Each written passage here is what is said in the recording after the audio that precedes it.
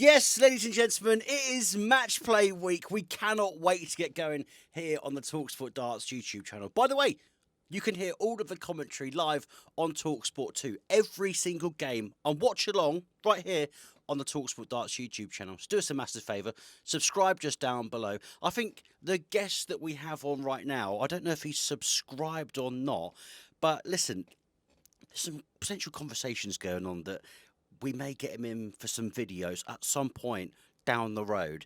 And his name is Gian van Veen. Jan, you're already subscribed to the channel, aren't you? 100%. Yeah, I'm a massive fan of the talkSPORT YouTube channel, so I'm a watcher and I'm a subscriber, of course. Oh, get in. You're the first person to ever say that. And I mean, he's not only a terrific darts player, ladies and gentlemen, he's an honest human being as well. Jan, let's kick off with the form recently. You and Danny Noppert, quarterfinals of the World Cup. Yes, you lost to Gezi and Johnny in the quarterfinals, the Welshmen who were unbelievable and played still unbelievable, even though they lost in the final against Northern Ireland. How are you feeling coming into this World Match Play? Yeah, I'm feeling really good. I think my form is there. As you said, the World Cup was fantastic to play for the first time, to put on that orange shirt and play for my country, and to make it to the semi-finals on my debut with such a good friend as Danny Noppert was an amazing weekend. And since then, on the floor, my form has been really good. I've been picking up some quarterfinals, semi-finals. I've played well on the Euro Tour, but I didn't manage to get the good results I wanted. But hopefully, I'll put that right this weekend of this week on the World Matchplay. Did you get any text from Mr. Van Gogh whilst you were at the World Cup or anything? Did he give you any No, tips, any encouragement? no, No? no. Raymond van Barneveld did. He Yeah? he was supporting us, but Michael van Gogh, no. Michael is a very yeah, he's very down to himself, and which he should be. That's why he's one of the greatest in this sport. So no, not any good luck wishes from him. Should we start with it then? Should we get out the way with early doors, kicking off your campaign tomorrow night? Luke Humphries, the reigning champion of the World Match Play, world number one. Where were you? What were you doing? What was your reaction when you found out the news that you had drawn him in the World Match Play? Well, to be honest, I was in the car driving to Kiel, so I didn't know the World Matchplay draw was already out, and I was driving with my girlfriend next to me, and I got a text, and my girlfriend read it out. She said, "Oh, you got a tough draw," and I was like, "I know the draw for the Euro Tour. I got Johan Engström, and then the winner played Johnny Clayton. Okay, it's not easy, but it's not like the toughest draw." And she says no about the World Matchplay. I said, "Oh, is that out?" So she said, "Oh, I asked her what is the draw?" Then she said, "Yeah, someone called Luke Humphries." It's like, "Oh, I know him. That's not an easy Oh, draw." just So someone. nah, yeah, just someone called Luke Humphries. Now I'm always up for a challenge, and we'll see what damage I can do to him this week. But no, it should be a good game. Well, that's the thing of the World Match Play as well, isn't it? It is the on form. It's the 32 best players in the world. If you want to win the World Match Play, you are going to meet one of these top players somewhere in the tournament, and it's just unfortunate for you that it has to be the world number one on the opening game. What have you noticed about Luke's game? Because I think us as fans, reporters, working in the media as well, we're sort of noticing Luke peak at the right times. I, he's already won the Premier League, US Masters, win more World Masters as well.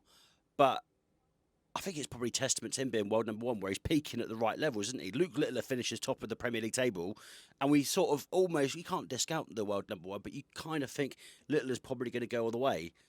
But then Humphries turns up where it really matters. Yeah, as you said, that's why he's the world number one, and that's why he became the Premier League champion, because they both didn't start off very well, both Lukes in the final. But then Luke Humphries really got down to it after the break, and he ran away with it. And I think, yeah, as I said, that's why he's world number one. He can do the right things at the right times, as someone from Holland always said. So he's amazing, and that yeah, I think you saw it last weekend as well in Kiel. He didn't win a tournament and he didn't play great, but he still Mm. won his games, and that's what the great players do. Even when they don't play at their best stuff, they win their games. So yeah, that's why he's world number one. Is it a case of power scoring tomorrow if you're going to be knocking Luke out? I know it's the doubles needs to come into that as well. But we know that Luke's not the greatest 180 hitter of all time, and that's weird to say with him being the world number one, a world champion, and one of the majors that he has. But if you've got an opportunity to knock him out, is it just going to be a case of you just trying to put everything in, max after max after max, trying to get over that 10+ average? Yeah, I think so. I just need to play my own game, of course, and but scoring power needs to be there tomorrow to create the chances. And I think finishing wise, I'm pretty good the last couple of months. So I think my double percentage stats are always up there Mm. with the top. So yeah, if I can create those chances, I'll back myself to hit those chances. But yeah, as you said, you need to score well to create the chances against Luke Humphries. So I think that's what it comes down to tomorrow. Psychological wise, what's going through your head before a major? Do you have a certain routine the week of? Do you get a lot of sleep? Do you not get a lot of sleep? Are you eating differently? Are you cutting down on socialising with mates? What goes on in the life of Gian van Veen ahead of a major? Not really much different to any other weeks, to be honest. I just want to compare it. I just want to see it as any other tournament. Of course, it's a lot more.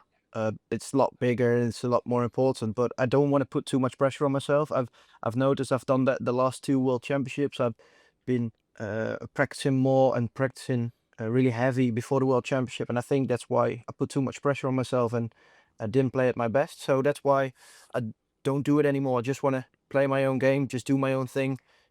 If it's a Pro Tour, a Euro Tour, or a World Matchplay, it doesn't really matter, and just make sure I'll be ready for the game. You mentioned your form a couple of questions ago, sixth in the PDC form table going into this weekend. Do you really take much notice of that? Because in a way, could you overthink sort of like the form table? I'm in form, and then sort of it slips and it sort of gets in your head a little bit. I don't think take too much notice of it. Of course, I've seen it. I've seen number 6 now, but like a couple of weeks ago, I wasn't in it, and before that, I was number 4, number 5. So I don't take too much notice of it. Of course, um, seeing the doubling stats on that, that's where I mostly look at, and I was number 1 of those top 10, and that's what I said earlier in this interview as well. Like I know I'm gonna, if I create the chances, I'm gonna take them. Um, but yeah, scoring power needs to be there as well. And of course, it's always nice to see your name up there with those high averages over the last 200 legs. But I think winning the matches is more important than high averages. What would winning the World Matchplay mean to you? Yeah, the world, of course. It's I've picked up one PDC title on the floor. I've missed a Euro Tour title on the wire last year. So to win a TV title and being at the World Matchplay for the first time, yeah, that would mean the world to me, and it would be the greatest week of my whole life. But we're not there yet. It's gonna be a tough week to get there. But yeah, I'll just focus on my game, first game first, and then we'll see what the week brings. Jan, away from the darts, mate, I want to say congratulations to you. You're officially a homeowner, Jan. Thank What you. Thank at you the very much. at how what, are you 23 or 24? 23. Yeah, 23, 6 years younger than me, and has already got a house. Credit to you, my friend. Credit to Thank you. you. I saw the picture on social media. But the question that the people will want to know is, Jan, where's the housewarming party?